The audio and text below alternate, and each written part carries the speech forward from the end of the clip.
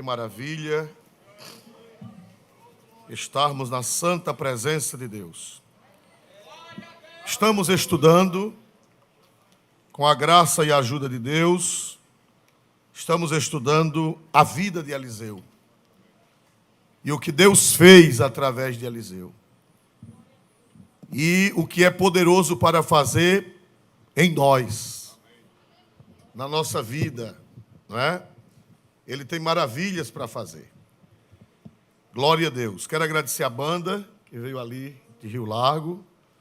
Que Deus recompense e transmita nossa gratidão ao pastor do campo, pastor Arnóbio. Meus amados irmãos, nós estamos estudando a visita de Eliseu em Damasco. Nós vimos já nas aulas passadas, nos estudos bíblicos, que ele foi a Damasco. E nós aprendemos que possivelmente ele foi visitar a congregação. Quem abriu a congregação lá da Síria, lá em Damasco? Quem abriu? Naamã. Ele levou terra para fazer um altar ao Senhor. Aleluia. E nós, quando chegarmos no céu, nós vamos ter muita surpresa. E eu tenho certeza que nós vamos encontrar muita gente da Síria daquela época, que creu no Deus de Israel. Porque Naamã fez um culto lá. Por sinal, nós aprendemos que Naamã deixou de ser a primeira pessoa do rei. Estão lembrados? Estão lembrados? Nós aprendemos? Até aí, quando ele se converteu, era ele quem ia com o rei para o templo de Rimon. Mas nós aprendemos que depois ele perdeu o posto. E quem assume o posto? Quem é que assume o posto? Azael. Azael é quem assume o posto. Era uma pessoa normal, que o rei se agradou, e colocou Azael no lugar de Naamã. Glória a Deus. Então Naamã rompeu 100% com o paganismo. Porque crente, quando a gente se converte mesmo, a gente rompe.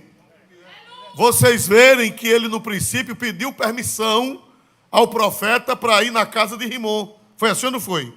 Pediu permissão, porque ele ia com o rei. Ele era a segunda pessoa do rei. Era a mão direita do rei. Ele pediu a Eliseu. Eliseu disse, vai em paz. Mas depois a gente vê que ele perdeu o cargo. Preferiu perder o cargo do que ficar indo para a casa de um Deus pagão. Aleluia! E tudo indica que ele se dedicou a tomar conta daquela congregação. Porque já estava crente ele, já estava crente a esposa dele, já estavam crentes os servos dele, as famílias dos servos. Então eu creio que já tinha uma boa congregação ali. E ele ficou pastoreando. Deus deu a graça a Naamã para pastorear aquele povo. E Eliseu foi lá fazer uma visita àquela nova congregação. Quando Cristo veio à terra, Cristo disse, muitos leprosos haviam em Israel, no tempo de Eliseu, mas nenhum deles foi curado, senão Naamã o Sírio. Jesus fez menção de Naamã 800 anos depois. Jesus citou o nome de Naamã. Pouca gente do Antigo Testamento, Jesus citou o nome. Mas Naamã é uma figura tão importante que Jesus citou o nome de Naamã. Aleluia! E eu vou ver esse camarada lá no céu. Quem acredita que vai ver Naamã no reino de Deus? Aí Jesus disse, muitos virão do Oriente e do Ocidente e se assentarão à mesa no reino de Deus. E vocês, judeus, lançados fora porque não creram. Do Oriente e do Ocidente virá muita gente. E agora Naamã foi para a Síria. Lá quando ele chegou, a notícia espalhou-se. O homem de Deus é chegado. Foi assim ou não foi? A fama de Eliseu ultrapassou as fronteiras de Israel. A fama do profeta ultrapassou as fronteiras. E ele foi bem recebido lá na Síria. E o rei da Síria mandou um presente para ele, que nós já falamos, não vamos falar mais. Através de quem? Quem foi o mensageiro? Vamos ver. Essa figura é a figura principal hoje. Quem foi o mensageiro do rei? Azael. Vamos ver se vocês aprenderam. Quem foi o mensageiro do rei? Azael. Foi quem foi. Azael agora era o braço direito do rei, não era mais Naamã, era Azael. E Azael foi ao encontro de Eliseu, porque ele foi com uma pergunta do rei: se iria sarar ou não. Foi assim ou não foi? Pergunte a Eliseu se eu vou sarar ou não dessa doença, dessa enfermidade. Vamos ver, por favor, capítulo 8, versículo de número 10. E Eliseu lhe disse: vai e dize-lhe, certamente não sararás, porque o Senhor me tem mostrado que certamente morrerá. Glória a Deus. Meus irmãos, infelizmente essa tradução, ela está um pouco confusa. Não é que a Bíblia tem erro. A palavra de Deus é inerrante. É 100% inspirada pelo Espírito. Mas os tradutores, às vezes, por causa do hebraico, que não é uma língua fácil, principalmente o hebraico antigo que é diferente do hebraico de hoje, eles às vezes encontram dificuldade de traduzir alguns termos. Não é que tem erro na Bíblia, é dificuldade do tradutor. Na realidade, se você puder ver na Bíblia NVI, veja na NVI, por favor, como diz. Eliseu respondeu: vá e diga-lhe, com certeza te recuperarás. No entanto, o Senhor me revelou que de fato ele vai morrer. Aleluia. Olha a confusão. Com certeza te recuperarás. Mas depois disse, mas ele vai morrer. Que confusão. Esse é o texto correto. Esta versão está traduzindo corretamente do hebraico. Vamos ficar com essa versão. Nova Almeida também. A Nova Almeida também diz, e também a NVT, aliás, a Trinitariana, somente a corrigida que tem essa deficiência. Não é erro da Bíblia, é equívoco do tradutor. Mas vamos usar a Bíblia de NVI, Nova Versão Internacional. Eliseu respondeu, vai e diga-lhe, certamente te recuperarás. No entanto, o Senhor me revelou que de fato vai morrer. Pastor, e agora? Vai se recuperar ou vai morrer? O profeta está com duas conversas? Não. É que aquela doença não iria matar o rei da Síria. Não iria matar. A doença não era para a morte, era uma doença que tinha recuperação. Ben-Hadad ia se recuperar. O profeta disse que Deus mostrou que ele ia se recuperar. Mas depois disse que ia morrer. Por quê? Porque antes dele se recuperar, ele ia ser assassinado. Então o profeta disse que se fosse da doença, se fosse só pela doença, ele iria o quê? Me ajudem, por favor. Recuperar. Ele ia se recuperar, se fosse só pela doença. Por isso que o profeta disse, olha, da doença ele não vai morrer, ele vai se recuperar. Mas Deus me mostrou que ele vai morrer. Mas não foi morrer da doença, foi morrer assassinado, como nós vemos mais na frente, que o rei foi assassinado. Então, quando os irmãos lerem a Bíblia, Santo Agostinho dizia, quando você lê a Bíblia que parecer ter uma contradição, ou é deficiência do tradutor, Santo Agostinho dizia no século V, ou é deficiência do tradutor, ou é você que não está entendendo. Mas na Bíblia não tem erro. Ou é deficiência do tradutor, ou é você que não entendeu. Na Bíblia não tem contradição. Na Bíblia não tem choques. Não tem duas verdades, nem duas mentiras, não. A Bíblia, ela é a verdade de Deus. Então vocês entenderam? Certamente viverá. Por quê? Vamos ver se vocês entenderam. Por que o profeta disse certamente viverá?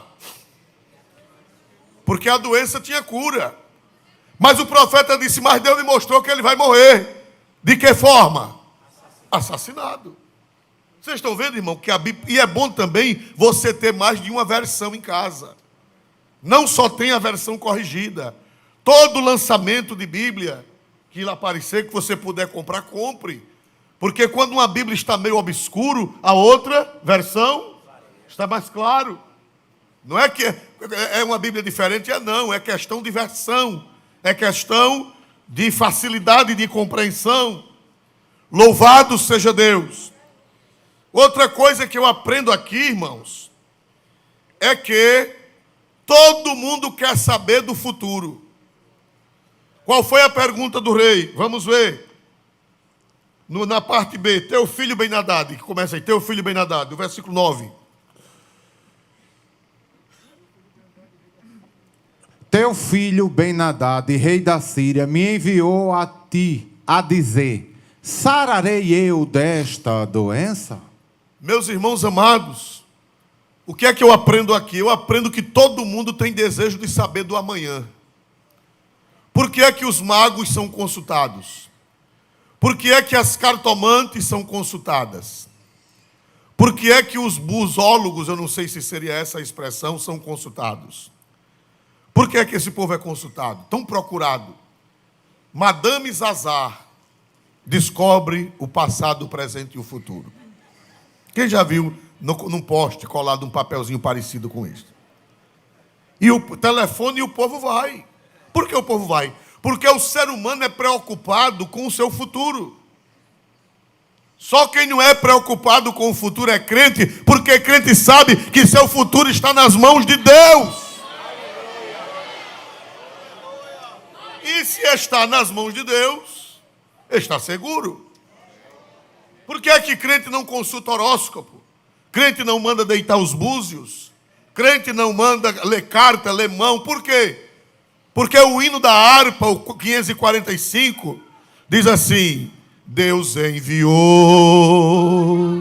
seu filho amado. Para quê? Para perdoar. Para que mais? Para me salvar. Na cruz morreu. Por meus pecados. Mas ressurgiu.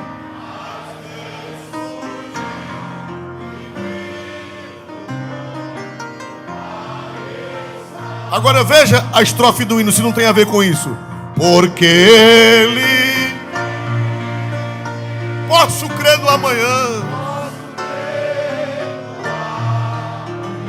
Porque ele vive. Eu não preciso consultar os búzios. Por quê? Temor. Eu não preciso ir na cartomante nem na cigana.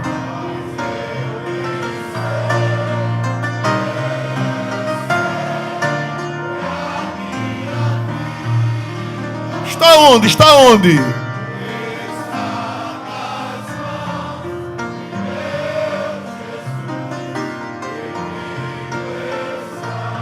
Quem dá glória para Jesus nesta noite? É por isso que nós não consultamos. Porque nossa vida, nosso futuro está nas mãos de quem? E se está nas mãos de Deus, está seguro ou não? É o melhor lugar, ou para morrer, ou para viver. Se vier uma doença, se vier um mal, ele transforma numa bênção. Dê o que der, aconteça o que acontecer, eu não preciso me preocupar com o amanhã.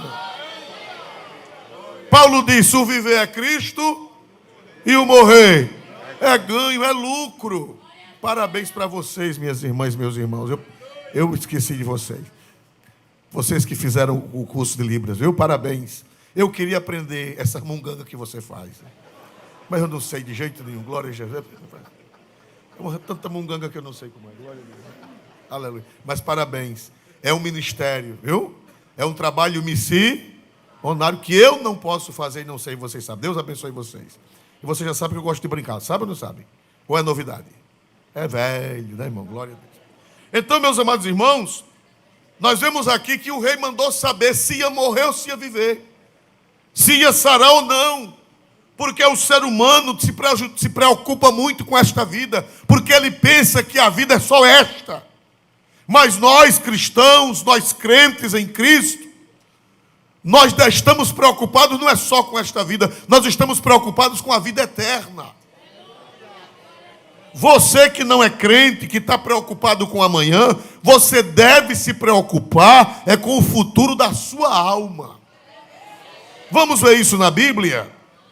Evangelho de São Mateus 19:16. Evangelho de São Mateus 19:16. E eis que, se aproximando-se dele um jovem, disse-lhe: Bom mestre, que bem farei para conseguir a vida eterna? Esse rapaz estava preocupado com o quê, irmãos? Preocupado com o porvir. Preocupado com a sua apesar que depois ele falhou, porque ele teve pena de deixar os bens terrenos. Mas ele disse: Bom mestre, que bem farei para herdar a vida eterna? Meu amigo, você que não é crente ainda, você que está preocupado se vai passar, se não vai, você que está preocupado se vai arrumar um emprego, se não vai, você que está preocupado se vai casar, se não vai, se preocupe com a sua alma, se preocupe com a sua salvação. Porque tudo passa neste mundo. E enquanto estivermos aqui, Deus cuidará de nós. Jesus disse: buscai primeiro o reino de Deus e a sua justiça, e as demais coisas vos serão acrescentadas. Se você buscar a Deus e a sua justiça, Deus cuidará das demais coisas. Mas o rei estava preocupado não com a alma dele. A morte estava bem próxima, mas ele não estava preocupado com a alma. Ele não estava preocupado com a sua salvação. Ele não estava preocupado onde iria passar a eternidade.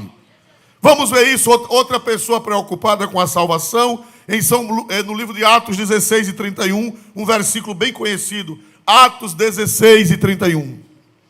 E eles disseram: crê no Senhor Jesus Cristo, e será salvo tu e a tua casa. Aleluia. Mas leia o anterior, por favor. Leia o anterior. E tirando-os para fora, disse: Senhores, que é necessário que eu faça para me salvar? Qual era a preocupação do carcereiro naquele momento? Qual era a preocupação do carcereiro? Salvação, irmão. Você deve se preocupar com a sua salvação. Se você se preocupar de ser um crente santo, se você se preocupar com a justiça de Deus, se você se preocupar com a santidade de Deus, casamento, casa, carro, apartamento, Ele vai colocar na sua vida sem você precisar de se preocupar. Buscai primeiro o reino de Deus e a sua justiça, e todas estas coisas vos serão o que, irmãos? Acrescentadas. Saúde, dinheiro, casamento, família. Deus cuidará de ti, Deus proverá para ti. Não precisa se preocupar em consultar ninguém. Quando você vai consultar um feiticeiro, você está ofendendo a quem? A Deus, porque você está duvidando do cuidado de Deus. Está duvidando do cuidado do Senhor na sua vida. Quando você vai buscar um mago, um astrólogo, você está ofendendo a Deus, porque você não está crendo que Ele vai cuidar de você. Aleluia! Louvado seja Deus para sempre. A terceira coisa que eu aprendo hoje, aqui nesse texto sagrado, é sobre Azael. Azael, irmãos, entra em cena. Azael entra em cena. Deus já tinha falado nele, Deus já tinha profetizado há muitos anos atrás que esse rapaz incrédulo, Deus iria precisar dele. Esse rapaz não era crente, nem foi crente, não sabemos se ele foi crente, parece que não foi crente. Ele era um instrumento de Deus para juízo. Enquanto Ciro foi um instrumento de Deus para abençoar Israel, Ciro foi um instrumento de Deus para abençoar Judá, para abençoar o povo de Deus. Esse Azael seria um instrumento de Deus para castigar o povo de Deus. Aleluia. Aleluia. Porque Deus mandou o ministério de Elias, Deus mandou o ministério de Eliseu, e Elias, antes de ir para o céu, já tinha profetizado sobre esse moço, quando esse moço era um João ninguém. Esse Azael, no tempo de Elias, era um João ninguém, pois Deus já tinha revelado a Elias que esse tal de Azael ia ser rei da Síria.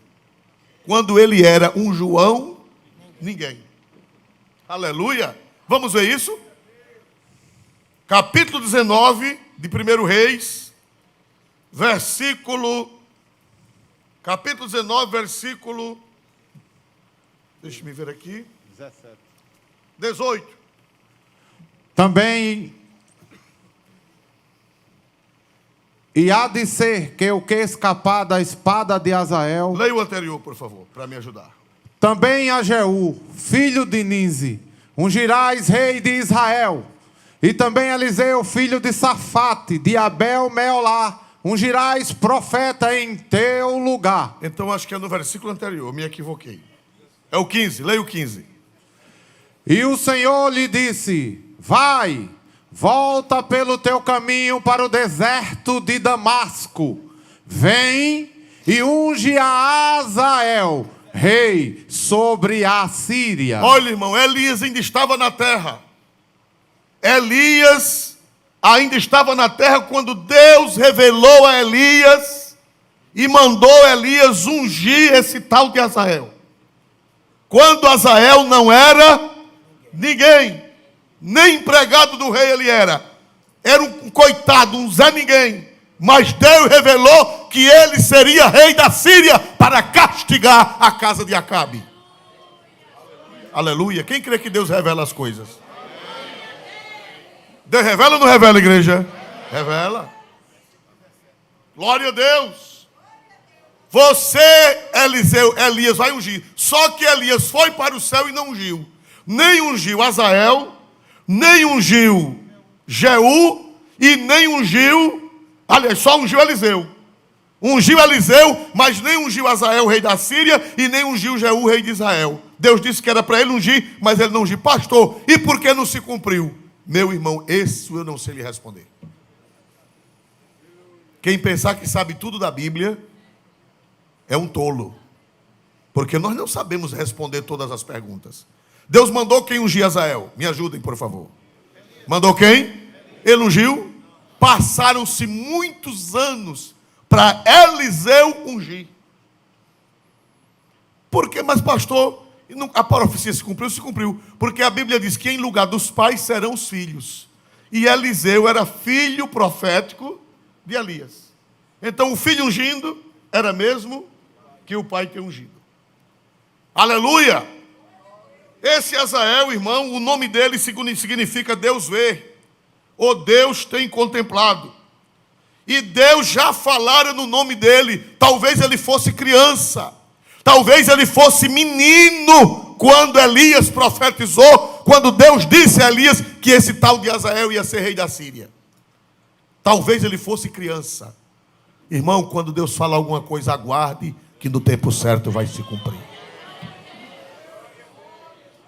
Pode passar 1 ano, pode passar 2, pode passar 10. Teve coisas na minha vida que se cumpriram 30 anos depois, 35 anos depois. Eu esperei 30 anos, 35 anos, e ainda hoje estou esperando outras coisas.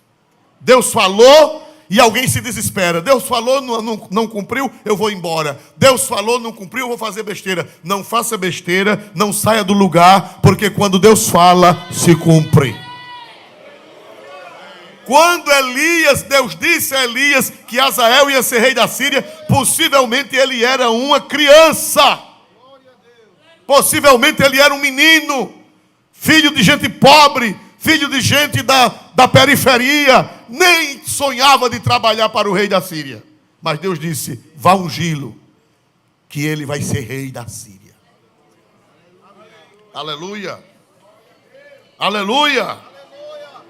Só que ele ia ser rei da Síria para matar a casa de Acabe. Leia, por favor, a continuação de 1 Reis 18. 19. E há de ser que o que escapar da espada de Azael, matá-lo-á Jeú. E o que escapar da espada de Jeú, matá-lo-á Eliseu. Era uma carnificina que Deus tinha para fazer na casa de Acabe. Por quê? Ô pastor, e Deus faz assim? Faz. O que foi que Jezabel fez com os profetas, Jezabel e Acabe? O que foi que eles fizeram com os profetas? Mataram. Hein? Eles trataram bem os profetas? E as criancinhas, o que era que Jezabel mandava fazer com as criancinhas no altar de Moloque, no altar de Baal? O que era que ela mandava fazer com as criancinhas? Queimar, viu? Mandava queimar, mandava matar as criancinhas. Aí alguém diz, vige como Deus é vingativo, como Deus é violento. Ungiu uma pessoa para matar a casa de Acabe, para vingar a casa de Acabe. Mas você precisa olhar o que era que a casa de Acabe fazia. Tem gente que é muito dolorido por gente ruim. É verdade, não é, irmãos amados? Tem gente que se dói por gente ruim, né? Para que Deus fazer isso com a casa de Acabe, bichinho? Jezabel, leva ela para casa.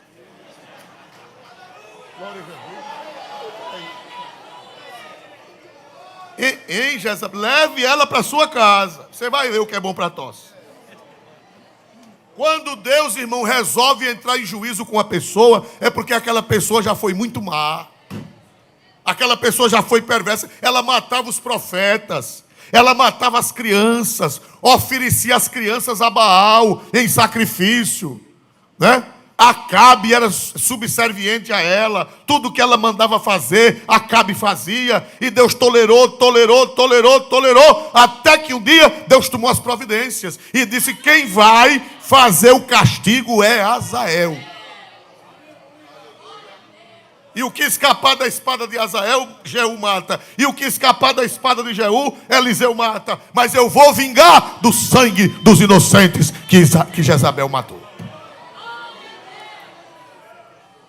Jovem, você na faculdade você vai perguntar, vão perguntar para você.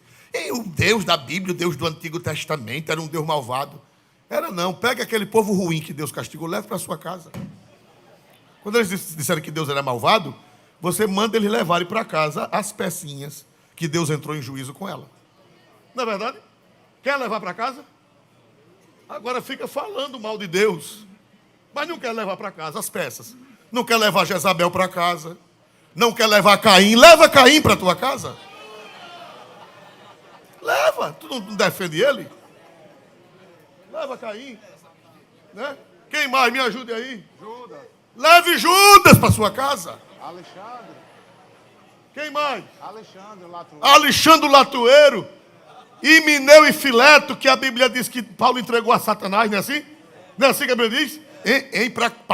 Paulo era violento, irmão. Entregou o bichinho de Mineu e o bichinho de Alexandre a Satanás. Leve Mineu e Alexandre para sua casa. Aleluia. Deus sabe o que é que está fazendo. Dê glória para o Deus justo, santo e verdadeiro. Santo, santo, santo é o Senhor dos exércitos, e a terra está cheia da sua glória. Ele é 3 vezes santo, e você cale sua boca que você não sabe de nada. Glória seja dada a Jeová, o Deus de Israel, o Deus e Pai de nosso Senhor Jesus Cristo. Aleluia. Vocês já ouviram falar nos gnósticos? Os gnósticos é uma seita que está hoje aí de volta. É uma seita antiga que eles dizem que o Deus do Velho Testamento era mau, que o Deus do Velho Testamento era ruim, e eles querem até rasgar o Antigo Testamento.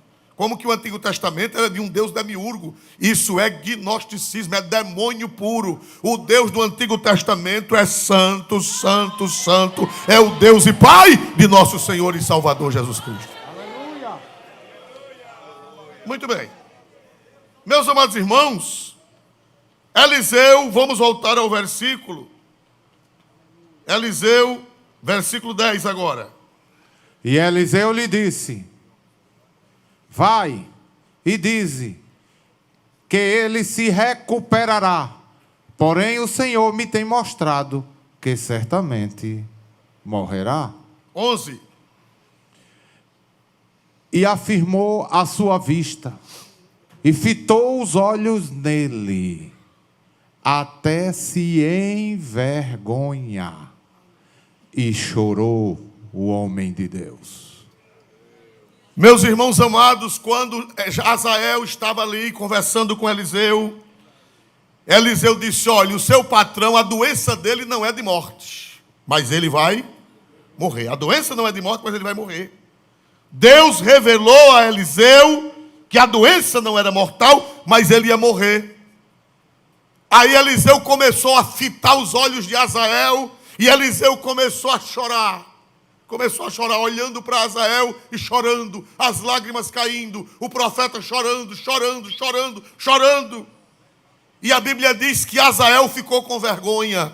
Azael ficou acanhado. Por que meu senhor está chorando? Por que meu pai, o senhor está chorando, profeta? Versículo de número 12. Então disse Azael: por que chora, meu senhor? E ele disse: porque sei o mal que hás de trazer aos filhos de Israel. Olha os males que Azael iria fazer. Porás fogo às suas fortalezas. Olhe mais. E os seus jovens matarás à espada. E o que mais? E os seus meninos despedaçarás. E o que mais? E as suas mulheres grávidas fenderás.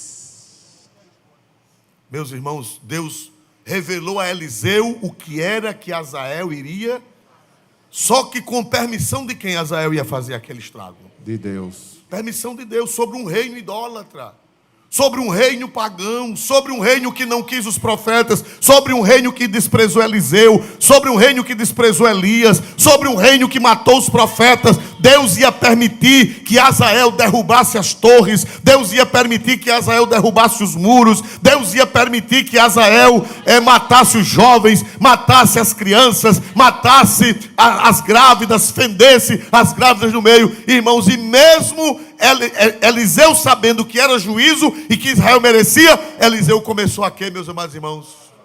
Começou a quê, meus amados irmãos? Chorar. Começou a quê, meus amados irmãos? Chorar. A chorar. Aleluia. Isso aqui tem uma lição para nós. O mensageiro de Deus, o pastor, o verdadeiro profeta, ele tem sentimento. Ele chora. Hoje em dia, é muito difícil um pastor chorar. É muito difícil, principalmente se ele for um pastor de proeminência, se ele for pastor de um grande ministério, se ele for pastor de uma igreja bonita, ele prega, mas ele não bota uma lágrima. Irmão, falta de lágrimas é sinal de tragédia. Eu sou de um tempo que os crentes vinham para a igreja e tinha 2, 3 lenços dentro da Bíblia. Eu alcancei 2, 3 lenços dentro da Bíblia. Molhava 1, molhava 2, molhava 3 e ainda molhava o chão. Hoje em dia o povo não traz mais, porque perdeu a sensibilidade. Você vê que Eliseu, ele profetizando e chorando, profetizando e derramando o quê, meus amados irmãos? Lágrimas. Eu sei o que é que você vai fazer, eu sei que você vai matar as grávidas, vai fendê-las, vai matar as crianças, você vai matar os jovens, você vai derrubar os muros, você vai fazer uma carnificina no meio do meu povo, mesmo sabendo que o povo merecia o castigo. Mas Eliseu começou a chorar. Por quê? Porque profeta é homem de sensibilidade espiritual. Uma igreja que não chora mais, um círculo de oração que não chora mais, um pastor que não chora mais, um presbítero que não chora mais, um dirigente de círculo de oração que não chora mais, um professor de escola dominical que não chora mais, é porque perdeu a sensibilidade espiritual. Aleluia. Irmãos, a Bíblia fala, os grandes homens de Deus, eles eram chorões. Você está lembrado de José? No livro de Gênesis, eu não pesquisei, mas não pesquisei as referências, mas está escrito que em Gênesis José chora 7 vezes. E ele era cheio do Espírito Santo. A Bíblia diz que Faraó disse: onde acharemos um homem como este, em que haja o Espírito de Deus? Não, quem tem o Espírito de Deus chora. A Bíblia diz que o Espírito Santo geme dentro de nós, com gemidos inexprimíveis. Aleluia. Aleluia. A pregação em tempos de avivamento é tempo de choro. Uma vez eu fui ao Recife, a uma conferência, isso faz mais de 30 anos. Fui eu, pastor Carlos Gomes, pastor Wilton, nós fomos a uma conferência E um pregador tradicional zombou de nós pentecostais. Um grande pregador na época, conhecido no Brasil todo, eu o admirava, e ele foi pregar lá, e ele zombou de nós pentecostais. Ele disse que o nosso avivamento era um avivamento de carpideira. Ele disse que era um avivamento de carpideira, porque as carpideiras eram pagas, para quê, meus amados irmãos? Para chorar. Irmão, eu admirava ele até aquele dia. Quando ele disse isso em 1988. Foi em 1988 para 1989, ele disse isso. Ainda andou, mas quando foi no ano 2000 e pouquinho, ele caiu num grave pecado e perdeu o ministério, e hoje é um apóstata. Desviando a mocidade, dando doutrina errada, ensinando veneno à juventude, mandando o povo se afastar da igreja, falando mal das igrejas. Mas eu me lembro que ele chamou o avivamento pentecostal de avivamento de carpideira, e a mão de Deus pesou sobre ele, que ele hoje não prega mais em igreja séria nenhuma. Aleluia! Porque isso aqui não é avivamento de carpideira. Quando a igreja está com lágrimas, é porque a igreja está sentindo o que o profeta Eliseu sentia. Quem pode dar glória ao nome de Jesus é sinal que a sensibilidade está ativada. Olha, o irmão achou aqui as 7 vezes que José chorou. Glória a Deus, está vendo? Olha, meu irmão, hoje em dia ninguém pode falar nada na internet. Que o povo vai na hora, irmão. Pois esse terrível, toma. Glória a Deus. Esse terrível foi pesquisar se era verdade. Graças a Deus que é verdade. Glória a Deus. Ele achou um estudo bíblico ali, que José chorou 7, e vai pregar. Olha, já tomou minha pregação. Glória a Deus. Aleluia. Meus amados irmãos, José chorou 7 vezes. Um homem cheio do Espírito Santo. E ele era governador. Na dor, mas ele era um homem emotivo, ele era um homem que tinha sensibilidade espiritual. Uma igreja que perdeu as lágrimas, um pastor que perdeu as lágrimas, é sinônimo de tragédia. Ele está seco, a sua alma está seca, a sua alma está ressequida. Louvado seja o nome do Senhor para sempre. Vocês estão lembrados de Jeremias? Eu não vou ler referências, mas Jeremias era chamado profeta o quê? Me ajudem, por favor. Profeta das lágrimas. Jeremias chorava direto, chegava nos cantos, chorando pelo pecado do povo, chorando pela destruição de Jerusalém. O apóstolo São Paulo, irmãos, ele era um ministro das lágrimas. Esse nós vamos ler, Atos 20 e 31. Glória a Deus, Atos 20 e 31. Glória ao nome de Jesus. Portanto, vigiai, lembrando-vos de que, durante 3 anos, não cessei noite e dia de admoestar com lágrimas a cada um de vós. Como era que Paulo pregava? De acordo, admoestar é pregar, admoestar é aconselhar, admoestar é falar a palavra, ensinar. Ele admoestava o quê, meus amados irmãos? Não cessei, por favor, põe em tela. Portanto, vigiai, lembrando-vos de que durante 3 anos não cessei noite e dia de vos admoestar com lágrimas. Você que é pastor, você que prega, você que aconselha, você lembra quando foi que você chorou? Ou você virou um mecânico, um mecanicista? Você perdeu a sensibilidade. O ministério é uma profissão. O médico não chora. O médico opera o paciente cantarolando. É verdade ou não é, irmãos amados? Frio, frio, frio, e o sangue descendo, e ele frio, frio, frio, frio, frio, frio, frio, e ainda dançando assim, se penando. Tem pastor que virou médico. Ele não chora, ele opera sem chorar. Porque para ele é uma coisa.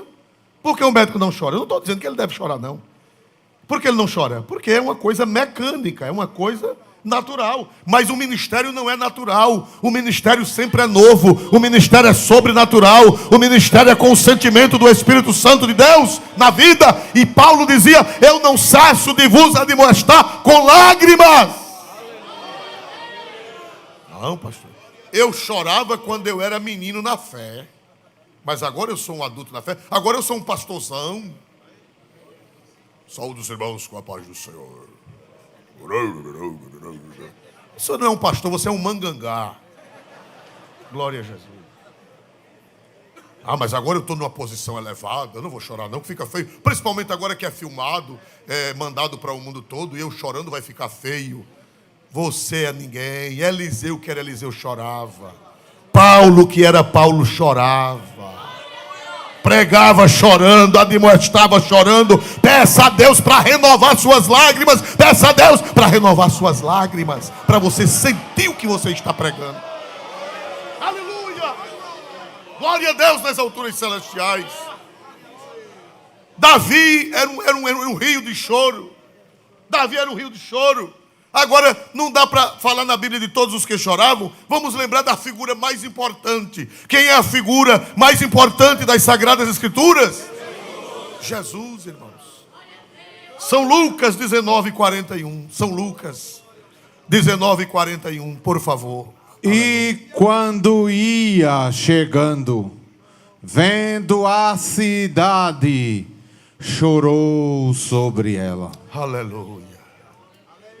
Quando Jesus viu Jerusalém, ele vinha descendo pela encosta do Monte das Oliveiras. Quando ele vinha descendo, que viu a cidade, viu aquele templo tão bonito, aquele povo andando para cima e para baixo, todo mundo ali alegre, e ele sabendo do problema, ele sabendo da maldição que viria, sabendo da destruição que Tito iria fazer. A Bíblia diz que Jesus começou aqui, meus amados irmãos.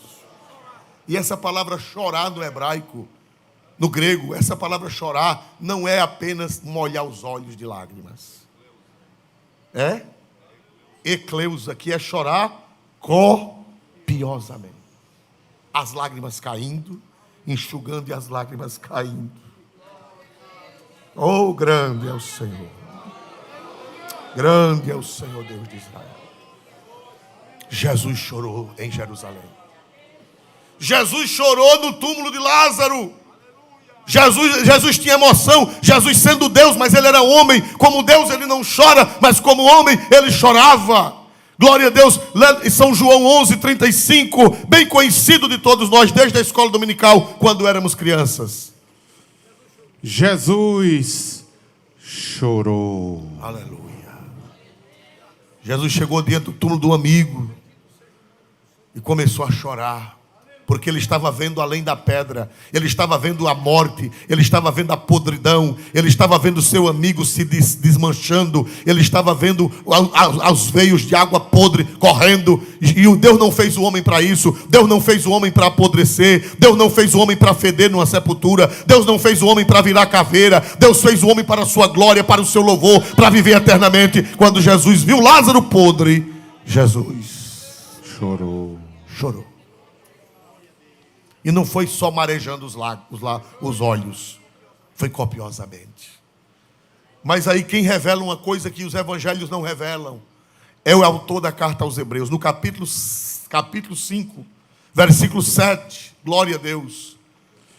Falando de Jesus no Getsemane, de Jesus no Monte das Oliveiras, naquela oração. Estão lembrados daquela oração? Quando ele foi preso, estão lembrados? Quando ele foi preso, ele estava fazendo o quê? Orando lá com Pedro, Tiago e João dormindo, e ele orando sozinho. E o autor da carta aos Hebreus revela como foi que Jesus orou ali no Getsemane.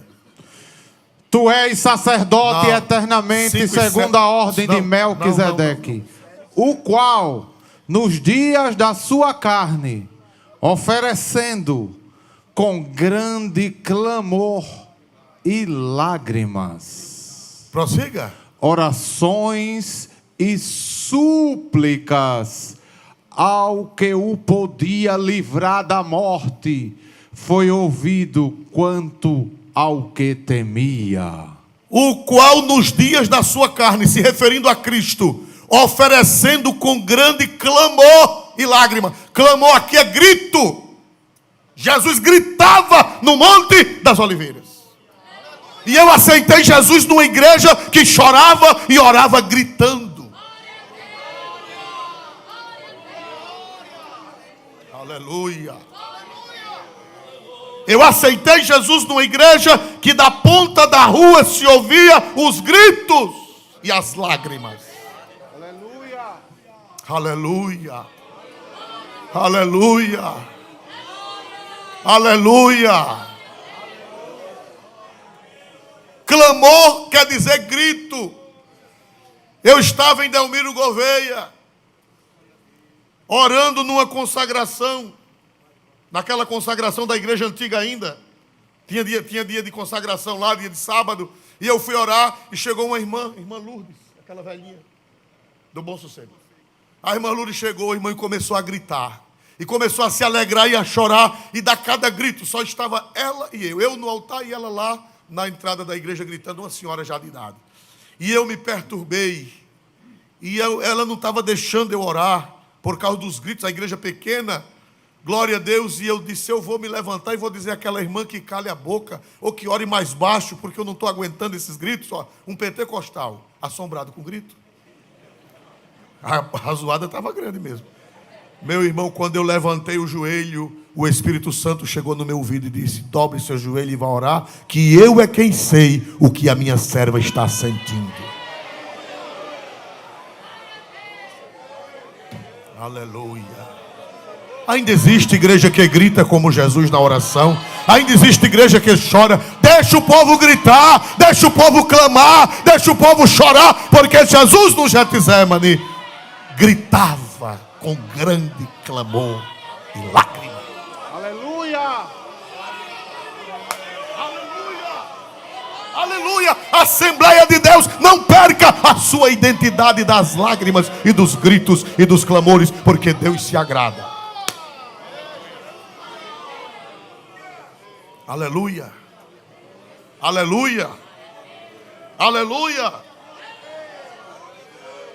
Pastores precisam de lágrimas, pregar com lágrimas, orar com lágrimas. Vamos ver o profeta Joel, capítulo 1, versículo 13, por gentileza. Profeta Joel 1 e 13. E rasgai o vosso coração, e não as vossas vestes, e convertei-vos ao Senhor. O irmão precisa ler o 13. 1 e 13.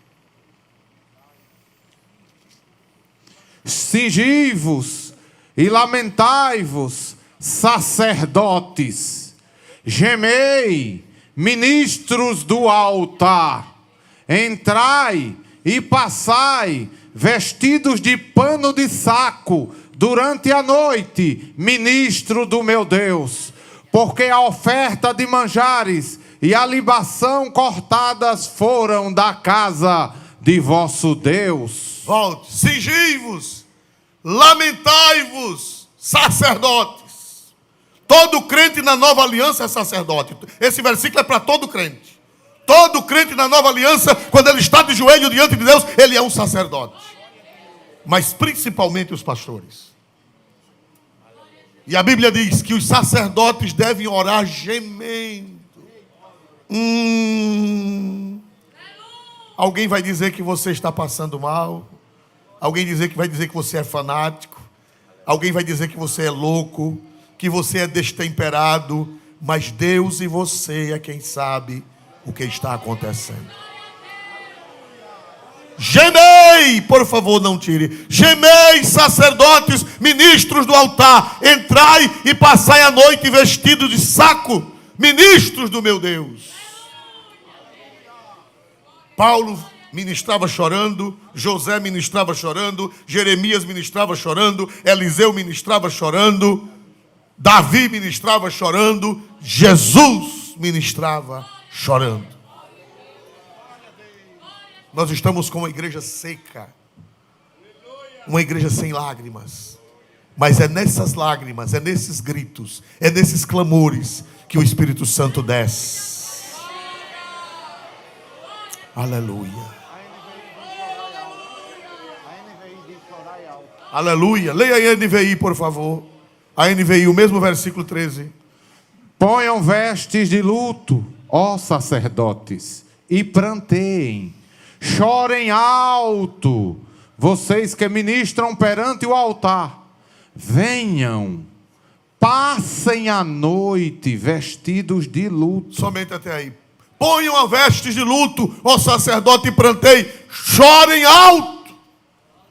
Chore alto, é mandamento de Deus, irmão. Quando a igreja está passando por um avivamento, quando o ministério está passando por um avivamento, eles choram alto. Eles profetizam chorando, eles pregam chorando, eles oram chorando, eles clamam chorando. Triste da igreja que perdeu as lágrimas. Triste do ministro que perdeu a capacidade de chorar. É sinal que ele está estéril, é sinal que ele está seco, é sinal que ele está ressecado espiritualmente. Precisamos voltar às lágrimas. Aleluia. Mas vamos encerrar. Aleluia. Vamos voltar para o versículo. Quando Eliseu disse, você vai botar fogo nas fortalezas. Quando Eliseu disse a Azael, você vai matar os jovens. Você vai matar os meninos. Você vai matar as mulheres grávidas. O que foi que Azael disse? E disse Azael, pois que é teu servo, que não é mais do que um cão, para fazer tão grande coisa? E disse Eliseu, o Senhor me tem mostrado que tu has de ser rei da Síria. E disse Azael, pois que é o teu servo, senão mais do que um cão?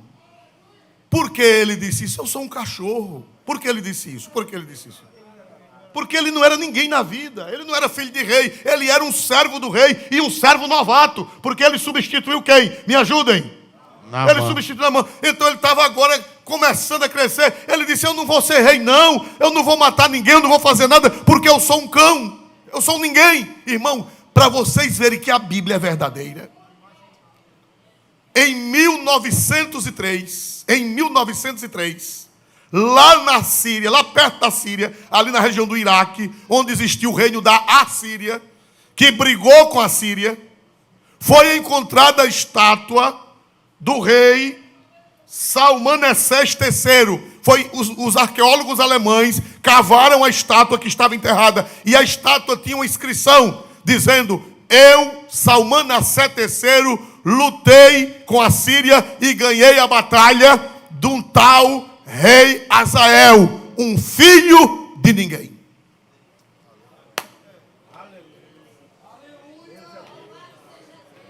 Procure e pesquise na internet, que tudo que a gente diz, vocês pesquisam? Salmanessés III. Foi achado uma estátua dele, ele é do tempo de Azael, e ele brigou com Azael, ele era rei da Assíria, e Azael, rei da Síria. E ele brigou com Azael, venceu Azael, e disse, eu venci Azael, um tal filho de ninguém. Confirmando o que a santa e a palavra de Deus. Aleluia. Quem dá glória para Jesus? Quem dá glória para Jesus? Eu vou pedir 2 minutos a vocês para encerrar essa doutrina. Nós estamos terminando a história de Eliseu. Ore para Deus me dar uma palavra sobre o que vamos pregar. Aleluia. Disse, Deus me revelou que você vai ser o quê? Me ajudem, por favor. Deus me revelou que você vai ser o quê? Rei da Síria. Ele disse, eu sou um cão, eu sou um cachorro morto. Agora veja o que foi que ele fez. Versículo 14. Então partiu de Eliseu e veio ao seu senhor, o qual lhe disse, que te disse Eliseu? E disse ele, disse-me que certamente sararás. Bom, contou a metade, né? Porque o profeta disse que ele ia sarar da doença. Mas sabe o que foi que ele fez no mesmo dia? No outro dia, sabe o que foi que ele fez no outro dia? O Azael. 15. E sucedeu ao outro dia, que tomou um cobertor e o molhou em água, e o estendeu sobre o seu rosto, e morreu. E Azael reinou em seu lugar. Irmão, Deus disse que ele ia ser rei da Síria, mas não mandou ele matar o rei.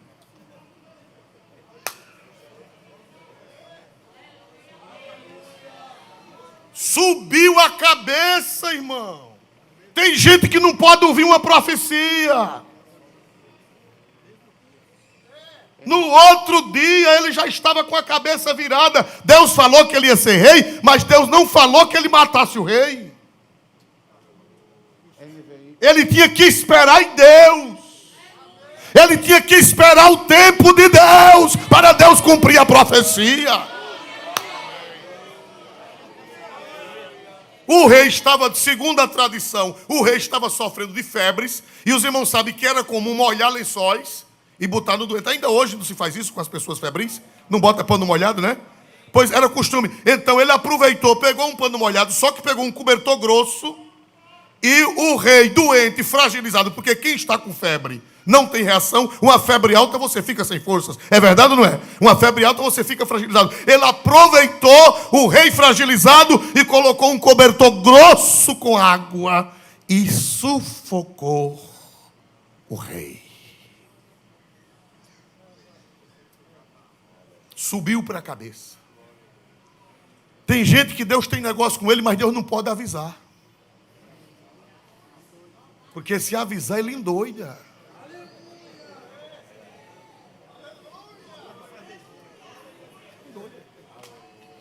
Vai matar o povo. Vai matar até o pastor. Deus me revelou que eu vou ser pastor de cidade tal. Eu vou esperar o camarada com a espingarda, o pastor de lá, para cumprir a profecia. Ou vai trocar, né? Oferece troca. Meu irmão, o Espírito Santo está nos ensinando a ficar na posição. Deus fala uma coisa, passa um ano, passa 2, passa 3, passa 10, passa 20, passa 30. E você na posição. Não deixe nada subir para a sua cabeça. Quem pode dar glória para Jesus Cristo pela revelação de sua santa e gloriosa palavra? Para encerrar, eu prometo que vou encerrar com esse versículo. Deus fez uma promessa a outro homem. Quem lembra um homem que Deus fez uma promessa que ia ser rei? E só se cumpriu 15 anos depois. Quem lembra na Bíblia? Um homem que Deus prometeu que ia ser rei e só cumpriu 15 anos depois. Davi. Davi, quando ele estava, meu irmão, sofreu que só sovaco de aleijado. Saul jogava lança nele. Saul botava ele para morrer nas guerras. Saul caluniava ele. Saul jogava ele contra as pessoas, jogava ele contra a opinião pública. Saul pintou os cambaus com Davi. E Davi, quantas vezes Deus botou Saul na mão de Davi? Quantas vezes? Quem conhece a Bíblia? 2 vezes. E a última vez, para encerrar, nós vamos ler esse versículo. 1 Samuel 26 e 10. 1 Samuel 26 e 10. Disse mais isso aqui foi o seguinte. Foi quando Saul estava numa caverna defecando. Saul estava numa caverna defecando. Acocorado. Irmão, uma pessoa nessa situação, um empurrão mata. Mata. A nossa Bíblia diz que ele estava cobrindo os pés, não é assim? Mas isso é um eufemismo, porque a Bíblia é muito parcimoniosa para tratar dessas coisas. Então ela não diz que ele estava defecando, diz que ele estava cobrindo os pés. Por quê? Porque quando a pessoa se acocorava, o que acontecia com o manto? O manto descia e o quê? Cobria os pés. Então cobrir os pés quer dizer que ele estava fazendo necessidades fisiológicas. E ele lá, de coca, parece que eu estou vendo com um talho de capim na boca. Aleluia. Não era assim antigamente, não era, irmão? No mato. Glória a Jesus. Bem tranquilo na caverna. E Davi estava na caverna, escondido. Aí veio um amigo de Davi. Lê o versículo anterior. Por favor, põe o versículo anterior. E disse... Não, leia o outro, o anterior a esse, o anterior. Então disse Abisai a Davi: Deus te entregou hoje nas tuas mãos a teu inimigo. Deixa-mo, pois, agora encravar com a lança de uma vez na terra, e não ferirei segunda vez. Abisai era nervoso. Irmão, cuidado com o conselho. Esses seus amiguinhos. Tem gente que tem amigo, e tudo que o amigo diz a ele, ele vai na onda. Abisai era amigo de Davi. Abisai era amicíssimo de Davi. Irmão, eu estou com 43 anos de crente, já ouvi muita conversa, mas eu só ouço a conversa do Espírito Santo de Deus. Vocês estão lembrados quando Deus me trouxe para cá, que eu assumi? Eu disse aqui no púlpito, Deus me deu 2 ouvidos. O ouvido esquerdo é para ouvir o povo, e o ouvido direito é para ouvir o Espírito Santo. Tem gente, irmão, que se perde por causa dos amigos. É coluiado, né? Coluiado, telefone vai, telefone vem. Faça assim, vá na onda. Vá na onda de Abissai. Para você se desgraçar. Abissai não tem visão, não. Não é que Abissai não era crente. É que Abissai não tinha visão. Não tinha visão. E tem gente que não tem visão. Tem gente que é crente. Tem gente que é pastor, mas perdeu a visão. Perdeu a visão. Davi, e disse mais. Bota de novo, irmão. Me dê esse minutinho, por favor. E disse Abissai a Davi: Deus te entregou. Olha, em tons proféticos. Ainda fez ripa. Glória a Jesus. Deus te entregou teu inimigo. Olha aí. Aleluia. Davi olhou. Deixa-me encravá-lo. Cochichando, né? Cochichando, né? Eu só vou dar uma. E ele vai morrer, esse infeliz. Esse homem mau, esse homem perverso. Esse homem que não vale nada. Esse homem que lhe persegue. Deixa. Qual foi a resposta de Davi? E disse Davi a Abissai: nenhum dano lhes faça, porque quem estendeu a mão contra o ungido do Senhor e ficou inocente,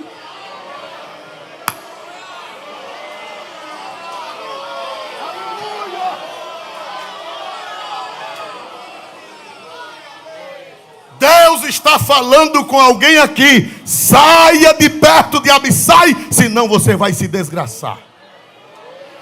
Abissai não tem visão espiritual. Abissai não tem visão espiritual. Davi disse: eu sou doido, Abissai. E eu perdi meu juízo. Eu falo com Deus. Eu vivo no mato orando. Eu vivo tomando conta das ovelhas, fazendo o Salmo 23. Eu vivo lendo as Escrituras. Eu não vou fazer isso não. De jeito nenhum. Olha o que é que eu vou fazer. Leia agora o versículo seguinte. Olha agora o versículo seguinte. Disse mais Davi: vive o Senhor, que o Senhor o ferirá, ou o seu dia chegará em que morra, ou descerá para a batalha e perecerá.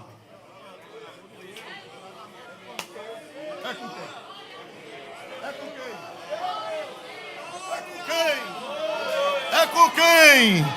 É com quem? Davi disse: Deus me livre. Ou vai chegar o seu dia que ele vai morrer, ou ele vai o Senhor ferirá, o Senhor manda uma doença, ou então ele vai descer a batalha e perecerá. Mas eu mesmo não. A diferença entre Azael e quem, meus amados irmãos? Davi. Davi esperou 15 anos. Esperou em Deus. No seu lugar, na sua posição, sem revolta, sem problema, sem envenenar ninguém, ficou na posição dele. E o Azael, no dia que recebeu a profecia, no outro dia. Vamos ficar de pé em nome de Jesus.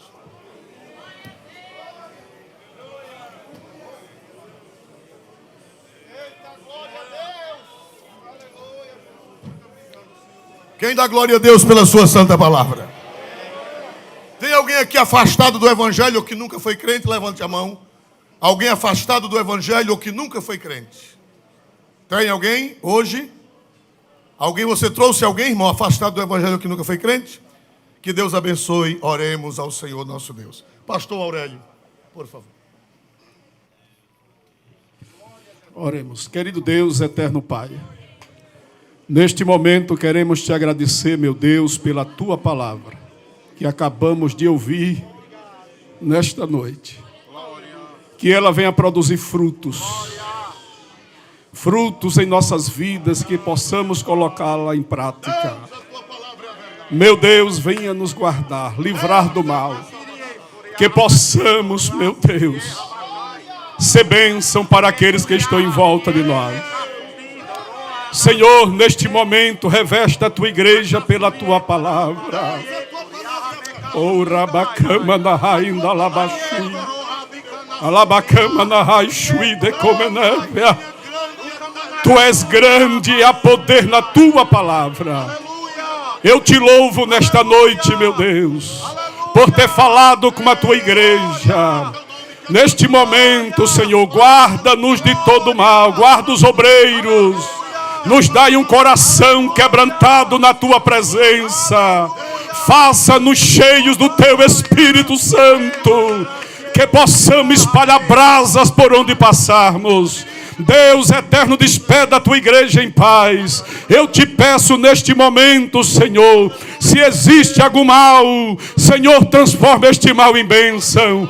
Pai Santo, eu te peço e te agradeço por tudo, em nome de Jesus. Amém.